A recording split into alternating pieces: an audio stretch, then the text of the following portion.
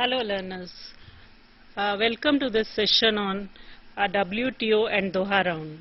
This particular topic is related with your course MEC-007, which is part of MA Economics program, second year course. This is a compulsory second year course, and today we will be discussing on WTO, its origin, and all those related issues, the WTO related issues, and specifically on Doha round. So, if you have any queries regarding this, or if you have anything, you can just call us, and you can mail us also. And my mail ID I will be telling you about this. This is mbala@ignou.ac.in. If you have any questions or any queries, you can mail me after this session also. So let us start now the session. So today we will be discussing WTO and Doha round, and what all issues we will be discussing. I'll give you an overview of that in this. We will be to begin with, we will get to know, or we will understand what is WTO, what is the origin of WTO, and you must have heard about in your course also, you must have read about GATT and WTO. So we will get to know that is there any difference between GATT and WTO, or is it the same thing, and what was GATT? If this is a different thing, what was GATT? And what is the history of GATT and WTO as such?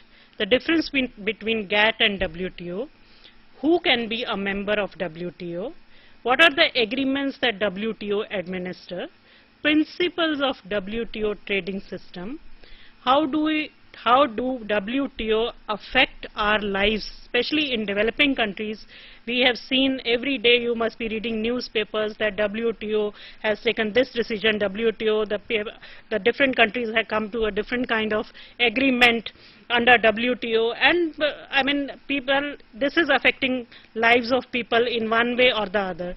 So what kind of effects it is having on the life of the people, we will be discussing that also.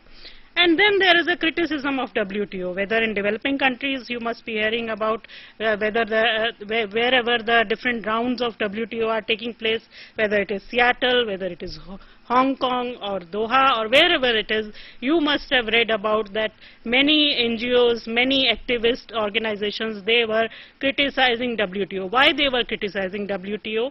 We will learn about that also in this session. And then we will have a journey from Doha to Hong Kong. What are the issues for South Asia? So to begin with, what is WTO? WTO, that is, you must be knowing, WTO is World Trade Organization. This is an organization which is made up of a group of countries. So how many countries these are? These are 148 member countries, and about 30 plus countries are applying to join this WTO organization. Now what are the main functions of WTO?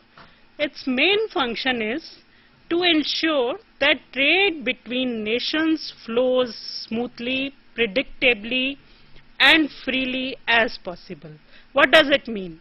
It means that as long as the trade between any of the two nations or a group of nations is taking place, it is without any kind of difference or without any kind of, countries are not differentiating between country A or B or C. Now suppose A and B are trading, these two countries are trading. So B, and if a C country also comes in between, the A country which is exporting its commodities to B, it will not differentiate between B and C. So that the flows are between all A, B and C are smooth, predictable. I mean predictable, we mean that it can easily be said that what kind of trade will be taking place, on what basis, what will be the terms and conditions of trade. So these are fairly well defined rules and regulations under WTO. So WTO takes care of all these things. Now what is the origin of WTO? WTO came into being in 1995. It was in Doha that WTO came into being. But WTO, it was not that it originated just in 1995. It has a long history behind it. WTO has evolved over the years, almost a history of 50 years, as the successor of GATT. GATT, what does GATT? It stands for General Agreement on Tariff and Trade. Now, this GATT is not an organization like WTO. GATT is, as the name itself makes it very clear, GATT is General Agreement on Tariff and Trade.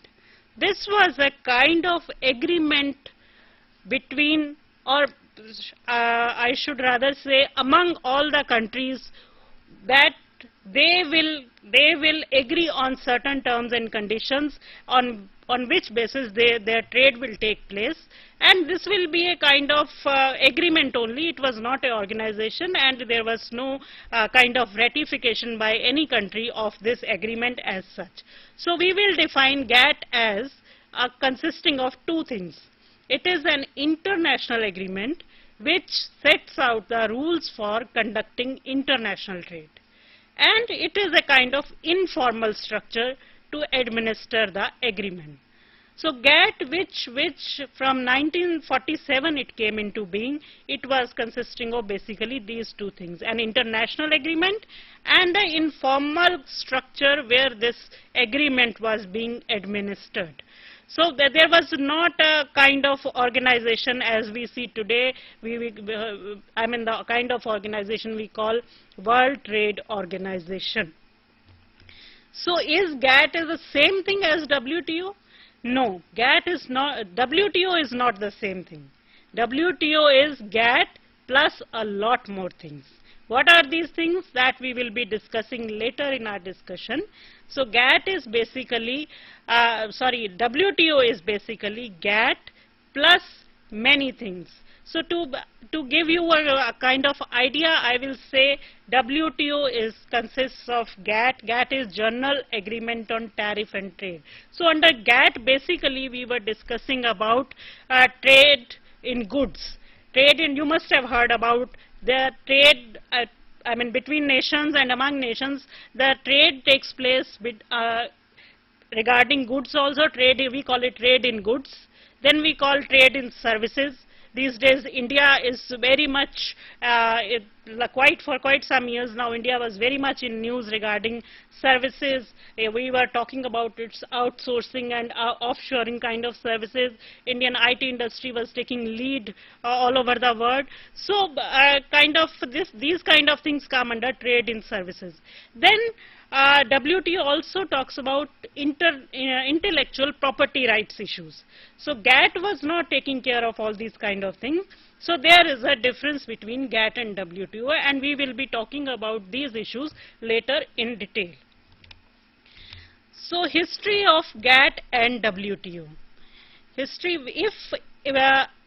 before starting any kind of discussion on WTO, let us go into a kind of brief history and understand how GATT has taken place and how it has evolved into WTO.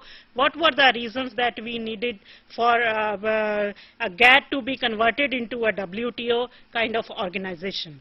So the history of WTO as such, it starts with the end of the Second World War.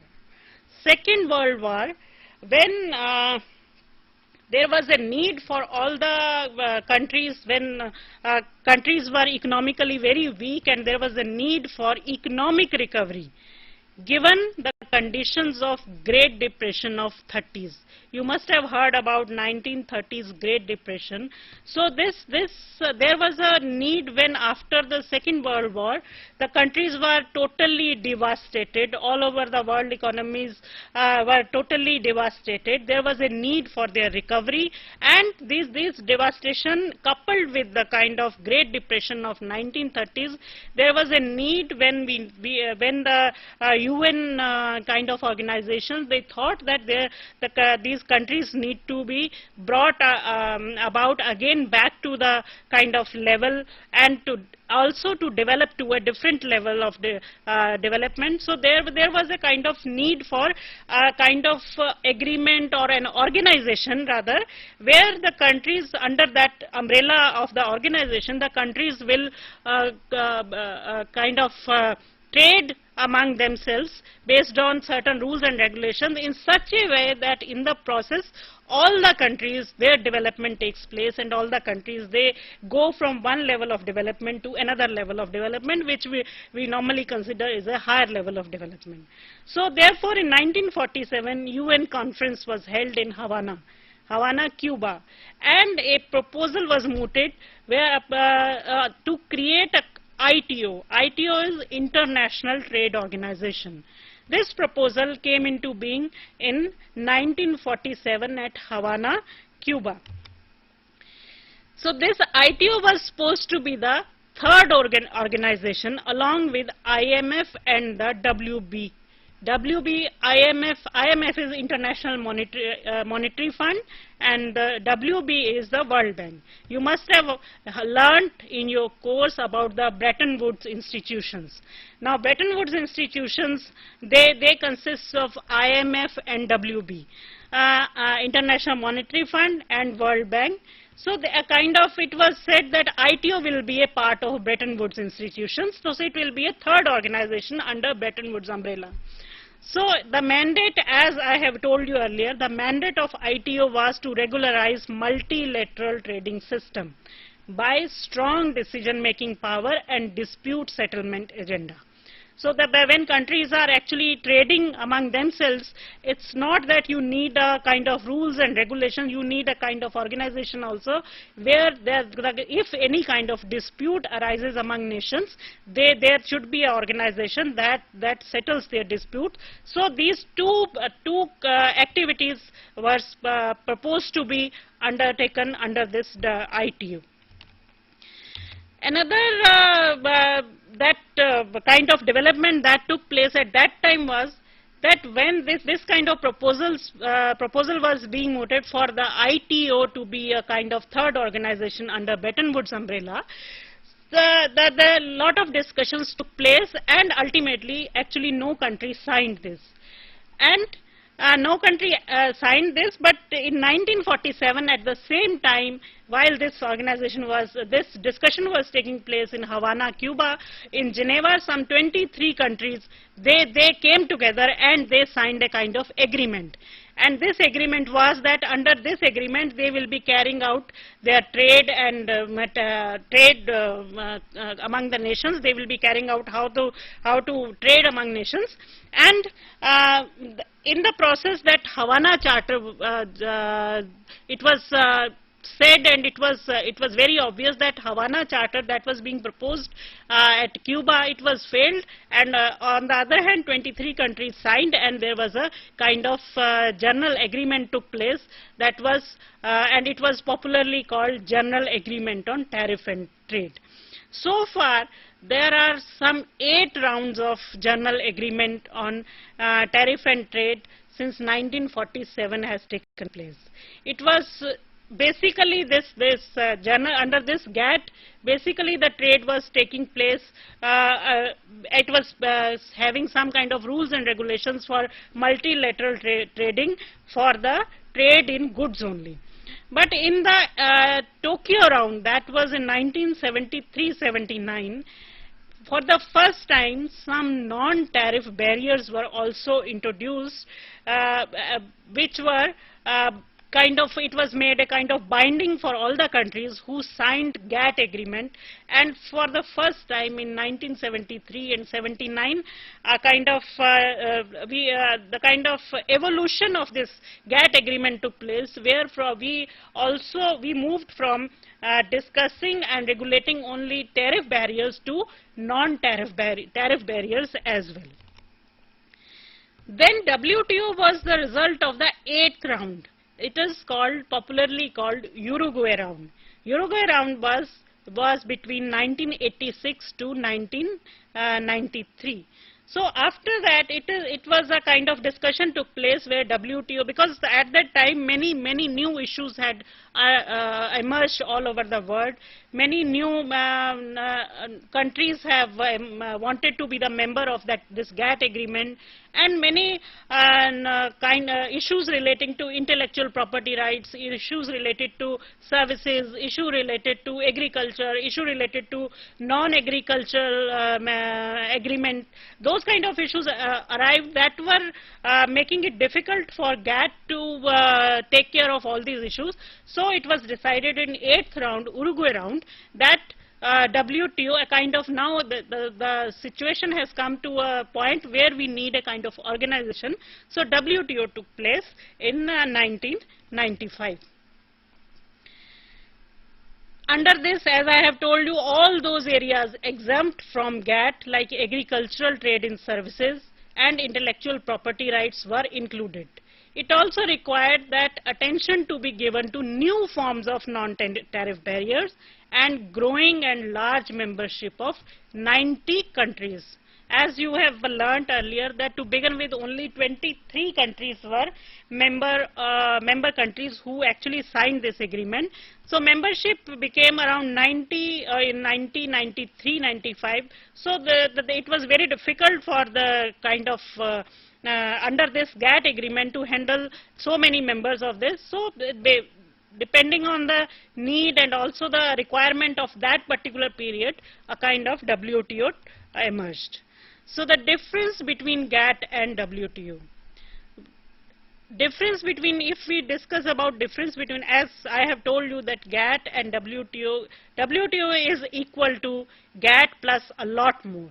So what is actually the difference between GATT and WTO? To recapitulate the whole thing, we will say that GATT is a provisional contract of parties which was never ratified by the general agreement as such by any country.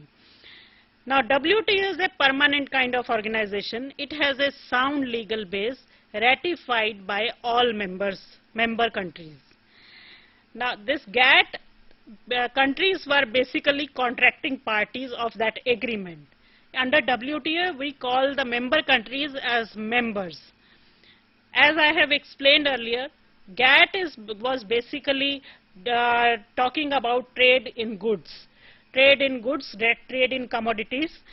WTO talks a lot more about trade in goods, services and IPs. IPs means intellectual property rights. Moreover, there are certain issues that were not coming under the purview of the GATT as such, like the trade policy review and dispute management system.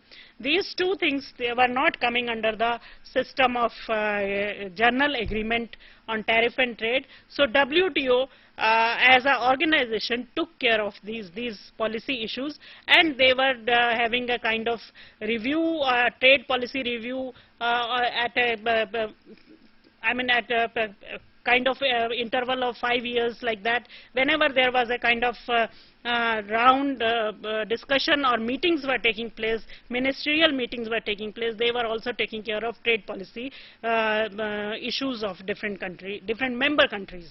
Similarly, whatever disputes were emerging, so under WTO, those kind of issues were also was taken care. Then the major issue arises, who can be the member of WTO? Now WTO, for WTO to be a member of WTO, it was to begin with is said that all the GATT members, all original members who have signed the GATT agreement, they were given the membership of WTO. Similarly, all members who were at that time the members of Uruguay round of GATT, they were also given membership of WTO automatically. Plus, it was also said that apart from the original GATT members and the number of countries, for example, at the time of Uruguay round, whatever the number of countries, they were the member of this, all these were given automatically the membership of WTO. Plus, it was also said that any state or country that can exceed it if it accepts the rules of WTO. Now, it was said that any country, apart from these two categories, any country can exceed the this WTO if it accepts its rules. Now, what were these rules? That for accessing WTO, any member country, it has to enter into a bilateral kind of agreements with some other member countries of WTO. Now, based on the kind of agreement that takes place and the trade takes place among those countries, based on those things, experiences, these member countries, they will vote for the country which is asking for a membership of WTO. They will vote for that and review the policies of that country. Review the policies of that country. Please note this, review the policies of this country that has adopted WTO. That means the country which was actually trying to be a member of WTO, it not only has to be a kind of trading partner of already existing member of WTO, but also it has to follow the policies of WTO, and its national policies have to be somehow arranged so that it can accommodate the policies of WTO. Given these two conditions, when these conditions are there, the member countries, they will vote for that country and they will review the policies, and then the membership will be given to any other country. So, so far, what are the agreements that WTO? Now, under WTO, kind of agreements, it talks about all agreements, kind of basically agreements. The GATT was talking about agreement on tariff and trade. So WTO talks about many agreements. There are some 60 agreements that have taken place so far under the umbrella of WTO. But major among these are GATT as such. GATT agreement, it is about general agreement on tariff and trade, very much similar to GATT. Then there is GATS. GATT says that agreement on services. Negotiations are on to expand its scope to potentially cover all services and also open it to TNCs, transnational corporations, and privatization. Then another major agreement that was signed under GATS was TRIPS. TRIPS includes rules on patents, rights, and trademarks. So you must have heard about this intellectual property rights and all that. These kind of things come under this agreement, TRIPS and TRIMS. Trade-related investment measures which dictate that government can and cannot do anything in regulating foreign investment. It can and cannot, depending on the kind of rules that WTO has. It can decide, it cannot decide, depending on whatever WTO agreement is saying or regarding particular commodities. Then there is SPS. SPS is sanitary and photosanitary standards. That is agreement on the application of sanitary and photosanitary standards, sets the constraints on government. Relating to this, these kind of standards are basically related to food safety, animal and plant health. Another agreement that has been signed under WTO is FSA. FSA is Financial Services Agreement. This is to remove obstacles in the free flow of financial services across countries. So, for finance and capital, the free movement of these things, that is being taken care by this particular agreement.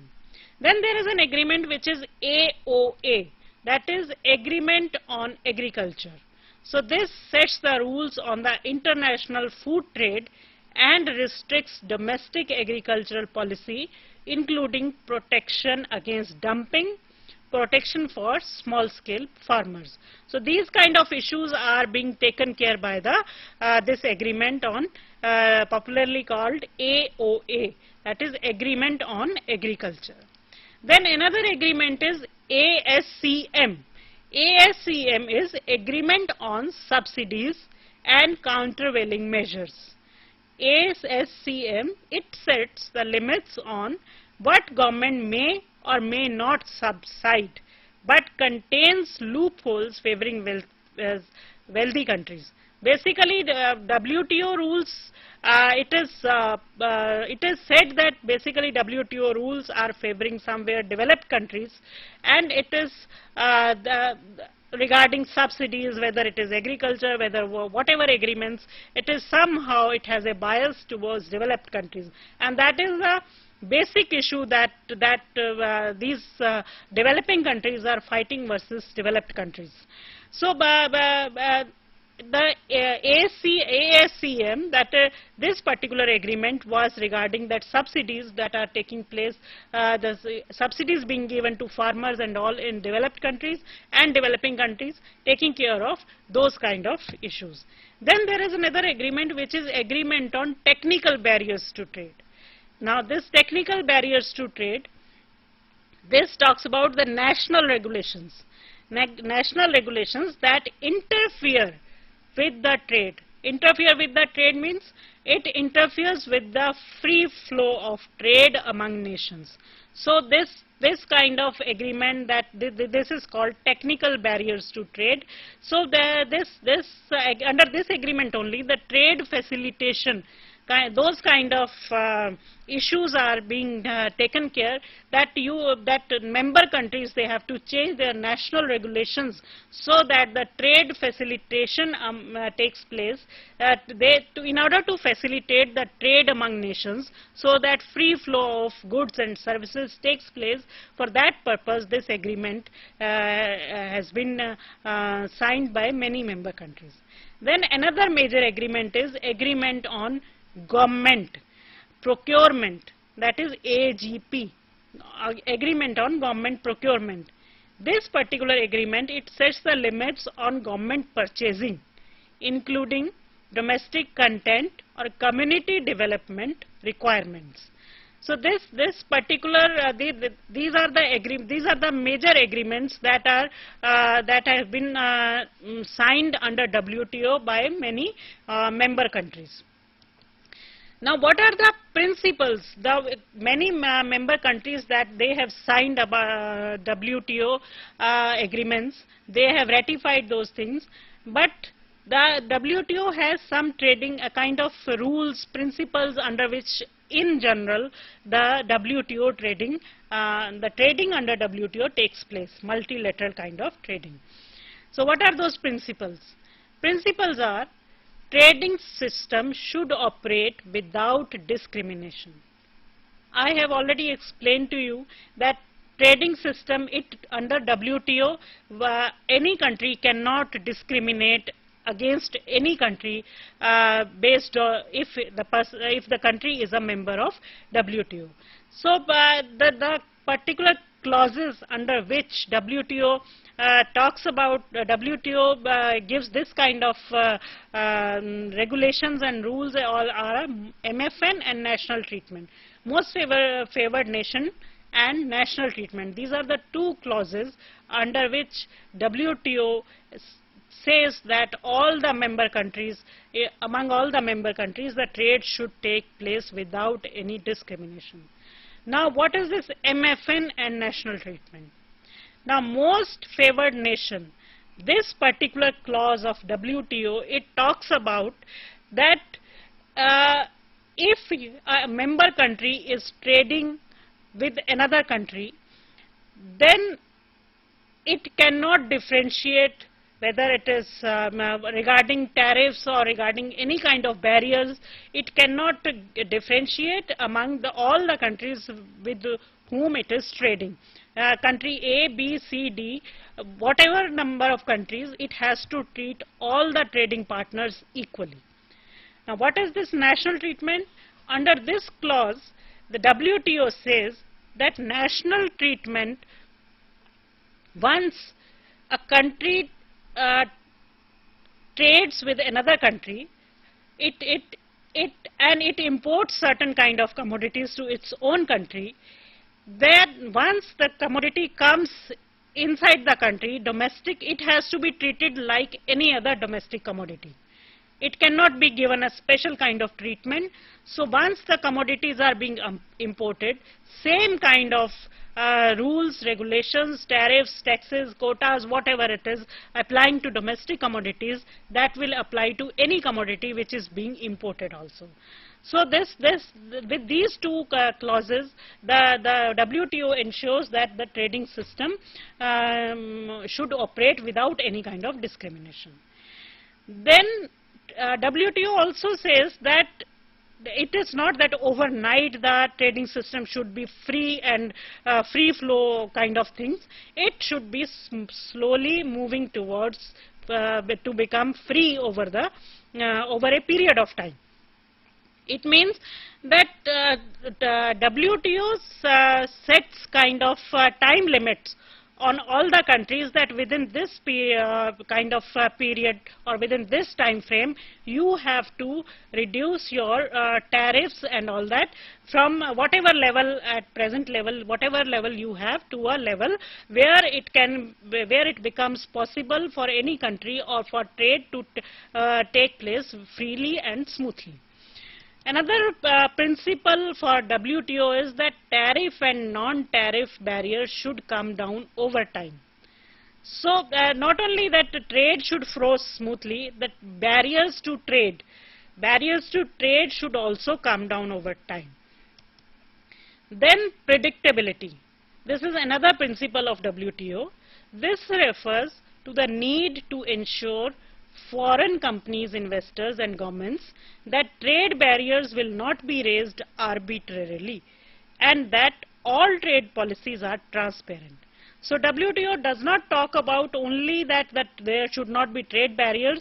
It also talks about that there should be a kind of arbitrarily some trade policies should not be adopted by any country, or whatever is being adopted, that the country or the member countries should be transparent about whatever it is, so that easily and predictably the trade can take place. The one country knows about the rules and regulations, tariffs and non-tariffs, all those things about the other member country with which it is intended to trade.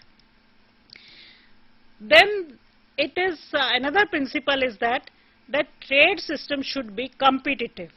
Trading system should be competitive by discouraging unfair practices like subsiding exports and dumping practices. That is, you cannot adhere to dumping practices. Dumping, all of you must be aware of this dumping.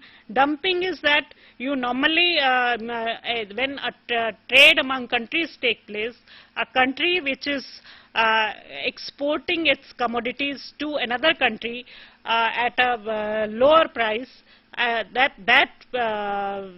is called dumping of goods, and it is that's why under WTO system anti-dumping policies are being followed. Similarly, that you cannot subsidize your exports, that also is taken care under WTO. WTO follows that kind of principle, and it in general says that the trading system should be competitive enough. Then another principle is that all countries, it requires that, because it is talking about transparency, it is talking about free flow of goods, it is talking about predictability, it's talking about all possible good things that when the trade among countries are taking place multilateral, under the multilateral trading system, that all countries are treated equally. But at the same time, under WTO, it is also said that not only all countries will be treated equally, it also takes care of less developed countries that need special treatment. Now, what is this special treatment, that we will discuss later, that what kind of special treatment with less developed countries are being offered. Then WTO also, another principle of WTO is that it talks about that quotas should be prohibited. Quotas, it does not give any preference to quotas, rather it says that quotas should be prohibited, and only tariffs, it talks about only tariffs and to protect the domestic industry. So you can follow a kind of policy where you have a kind of a tariff, the percentage of tariff on your commodities and all that, to protect your domestic industry. But WTO strongly says that the quotas should be prohibited. Then next issue that comes under this is that how do WTO affects our lives? WTO has affected our lives in many ways. It has not only created kind of it has turned the world trading system in such a way that wherever you are, whichever part of the country you are getting affected, and the kind of effects, kind of impact WTO rules and regulations are having on your life, it is creating a kind of insecurity we will call it rather insecurities created by WTO among the people of particularly of developing countries. So what are these insecurities? These are largely you can define economic insecurity, political insecurity, social insecurity, ecological insecurity, peace insecurity, food insecurity, human insecurity. So if you go through this list of insecurities, you will find that each and every aspect of life WTO is having a kind of impact on us. So what is economic insecurity? Economic insecurity is that WTO does not say anything about creating jobs. Rather, it limits the government's ability to do so. When it says that you have to follow the WTO's rules and regulations and you have to change your national policies accordingly, so it some ways restricts the member government's ability to do so, those kind of to follow those kind of policies where it can create jobs for people. And in the process it favors TNCs. When it is talking about transparency, when it is talking about predictability of rules and regulations, it is favoring TNCs, and TNCs are taking that kind of leverage from these rules of WTO, that they are at a favorable position, and the general public of member countries are normally kind of economic insecurity they are having. Similarly, there is political insecurity. Political insecurity, as I have explained to you earlier, that given that MFN and NT clauses, most favored nation and national treatment kind of clauses, TNCs are again taking advantage, and they are putting pressures on the national governments to follow WTO rules for the free flow of operations, and it is making rules for the global economy, and in a way kind of national role of national governments is diminishing. So it is a kind of what you call political insecurity is also being created by WTO. Then there is social insecurity. Social insecurity is that by favoring policies like privatization of public services. Under WTO, social insecurities are created when it follows policies like privatization of public services like health, education, drinking water. So the privatization of these things under WTO rules and under the particular agreement of GATS. So it creates a kind of insecurity, social insecurity among the people. Then there is ecological insecurity. Ecological insecurity is that many transnational corporations are coming to the developing countries under the agreement of WTO. So many these transnational corporations, the kind of technologies they are using, the kind of other techniques they are using, they are kind of creating environmental hazards in developing countries. So with that the people in the developing countries are really getting affected, and they are anxious about their ecological future, and that is a kind of this whole thing has a kind of impact, and it is a chain kind of effect, that once you have economic insecurity, political insecurity, social insecurity, ecological insecurity, it leads to the other kind of insecurities also. Your peace is disturbed. This is peace insecurity. That's a kind of encouraging militarism, arms race deals, that creates insecurities among people. So despite that we were thinking that there is an end of Cold War and there is a collapse of Berlin Wall, we see that still all over the world under WTO, the transnational corporations are trading for this arms among the in the developing countries. Similarly, there's a food insecurity.